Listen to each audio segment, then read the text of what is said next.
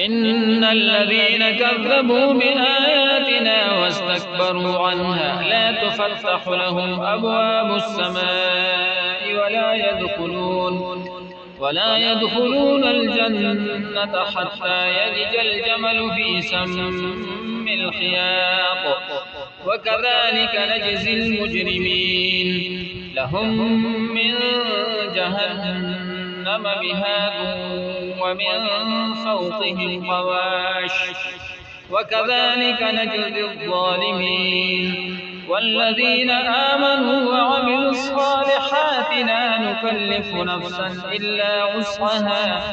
أولئك أصحاب الجنة هم فيها خالدون ونزعنا ما في صدورهم من غل تجري من تحتهم الأنهار وقالوا الحمد لله الذي هدانا لهذا وما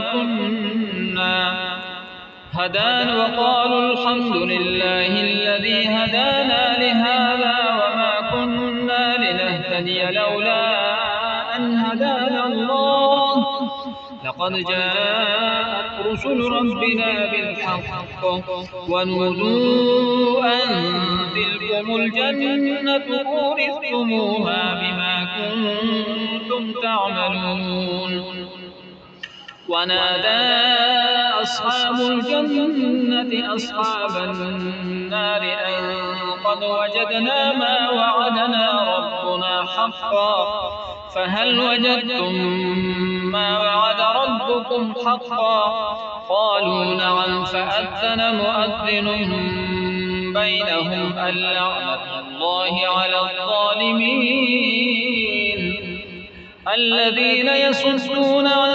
سبيل الله ويبغونها عوجا وهم بالآخرة كافرون وبينهما حجاب وعلى الأعراف رجال يعرفون كلا بسيماهم ونادوا أصحاب الجنة أن سلام عليكم لم يدخلوها وهم يطمعون وإذا صرفت أبصارهم تلقاء أصحاب النار قالوا ربنا لا تجعلنا مع القوم الظالمين